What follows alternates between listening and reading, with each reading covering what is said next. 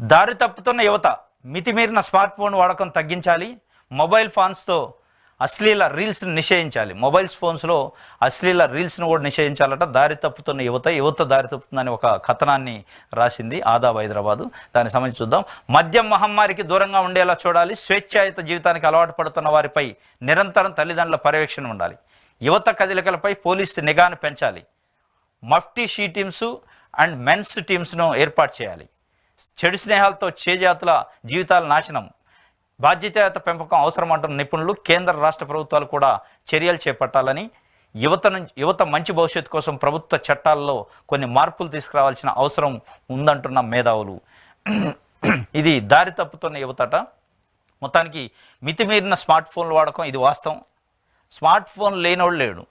18 సంవత్సరాలు 16 సంవత్సరాల నుంచే స్టార్ట్ అవుతుంది స్మార్ట్ ఫోన్ వాడకం. 10th క్లాసు చదివే పిల్లలు కూడా ఇలా స్మార్ట్ ఫోన్స్ వాడుతున్నారు. వాస్తవం ఇది. మితిమీరిన వాడకం, అది కూడా మితిమీరిన వాడకం. దాన్ని చెడుగా వాడుకునే పరిస్థితి. దానికి ఆ టెక్నాలజీని కానీ ఆ సాఫ్ట్వేర్ని కానీ ఆ ఫోన్ను కానీ ఒక మంచి కోసం ఉపయోగపడే పనుల కోసం వాడుకోవట్లే.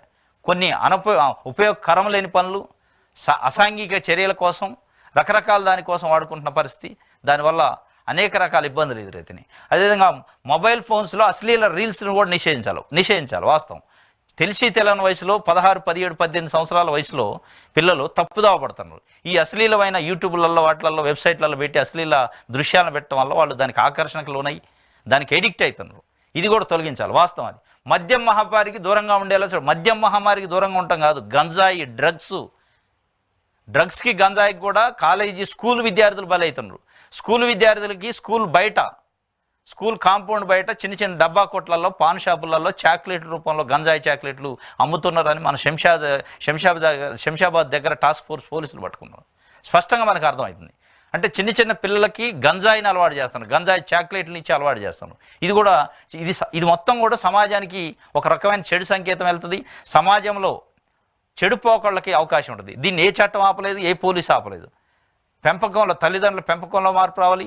గురువుల, ఉపాధ్యాయుల యొక్క ఈ పాఠాలు చెప్పే విధానంలో, వాళ్ళు పెంచే విధానంలో, సంస్కృతి సాంప్రదాయం నేర్పే విధానంలో మార్పు రావాలి. ఏ కాడికి పేరెంట్స్ కానీ, ఇటు ప్రైవేట్ స్కూల్స్ కానీ చదువు మార్కులు ర్యాంకులు వీటిపైన దృష్టి పెడతాను. కానీ పిల్లల యొక్క పెంపకం, పిల్లల యొక్క నడవడిక, పిల్లలు ఏ విధంగా ఉన్నారు, సాంఘికంగా కలిసిపోతున్నారా లేదా, సమాజంతో దగ్గర అవుతున్నారా దూరం అవుతున్నారా ఎవడు చూసే పని లేదు. వాళ్ళు ఎట్లాంటి వెబ్సైట్లు చూస్తున్నారు, యూట్యూబ్లు ఎందుకు మొబైల్స్ వాడుతున్నారు, ఏ రకమైన అనేది అబ్జర్వేషన్ లేదు. వాస్తవం.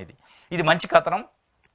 నిరంతరం తల్లిదండ్రుల పర్యవేక్షణ ఉండాల్సిందే. కొంతమంది తల్లిదండ్రులు మంచి ఎడ్యుకేటెడ్ తల్లిదండ్రులు, తల్లిదండ్రులు ఇద్దరు ఆఫీసర్లు ఉంటారు, పిల్లల్ని గాలికి వదిలేస్తారు. ఎందుకంటే మనం 4 చేతులు సంపాదిస్తున్నాం, ఫుల్ డబ్బులోనే మనకేంది, మంచి కార్పొరేట్ కాలేజీలో వేసినాం కాబట్టి వాడే చదువుకుంటారు అని వీళ్ళు అనుకుంటారు. కానీ అది జరగట్లే.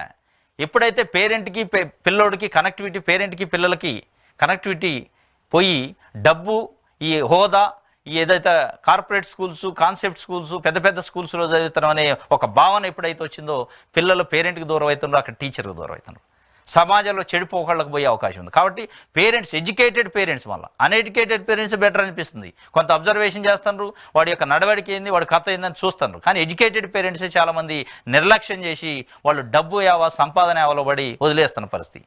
ఇది సమాజంలో ఒక చెడు సంకేతం ఇస్తుంది.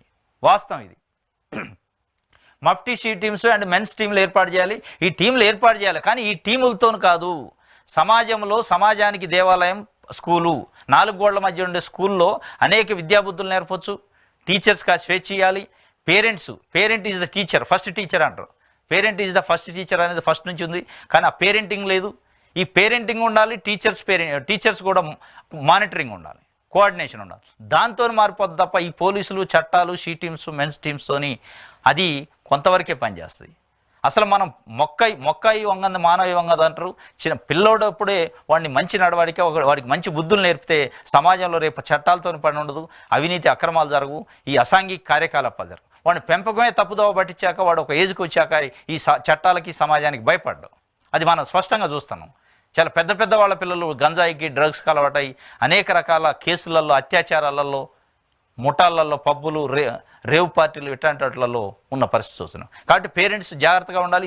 ఇది మంచి కథనం. ఎందుకంటే పిల్లల్ని ఎట్లా పెంచాలనే పేరెంటింగ్ ఉండాలి. టీచర్స్ కూడా అవసరమైతే ఒక కౌన్సిలింగ్ ఉండాలి. ఒక క్లాసులు ఉండాలి, ఓరియంటేషన్ టైప్ ఉండాలి. ఎందుకంటే మారుతున్న ట్రెండ్కి అనుగుణంగా. మారుతున్న ట్రెండ్ ఏంది, ఇప్పుడు సాఫ్ట్వేర్ రంగాలు, ఏదైతే social media, cell phone, WhatsApp, ఇవన్నీ ఏదైతే వచ్చినాయి, యూట్యూబు, ల్యాప్టాప్లు, ఇవన్నీ వచ్చినాయి, ఐఫోన్స్, ఈ రకరకాలుగా వచ్చిన తర్వాత ట్యాబ్స్ పిల్లలకి నిత్యం అవసరం అవుతుంది ఈ చదువులో. దాన్ని వేరే రకంగా వాడుతుంటారు. కాబట్టి ఇప్పుడున్న పరిస్థితులు, ఇప్పుడున్న టెక్నాలజీకి అనుగుణంగా పిల్లల్ని ఏ విధంగా మాడ్యూల్ చేయాలి, పిల్లల్ని ఏ విధంగా పెంచాలి అనేది ఇటు టీచర్లకు కానీ పేరెంట్స్ కానీ కొంత ఓరియంటేషన్ ఇవ్వాల్సిన అవసరం ఉంది. ఇది కేంద్ర రాష్ట్ర ప్రభుత్వాలు కూడా చర్యలు చేపట్టాలి, అట్లాంటి చర్యలు చేపట్టాలి అంటున్న మేధావులు. ఇది దారి తప్పుతున్న యువత తప్పుతుంది, తప్పకుండా చేయాలంటే సమాజంలో విద్య, పేరెంట్స్ అండ్ ఉపాధ్యాయులు దీనికి పునాది వేయాలి. పేరెంట్స్ ఉపాధ్యాయుల వల్లనే అయింది ఇది. చట్టాలు, పోలీసులు, ఈ ప్రభుత్వాలు అనేది secondary. First priority parenting and ఇది ఉపాధ్యాయులు చేయాల్సిన బాధ్యత.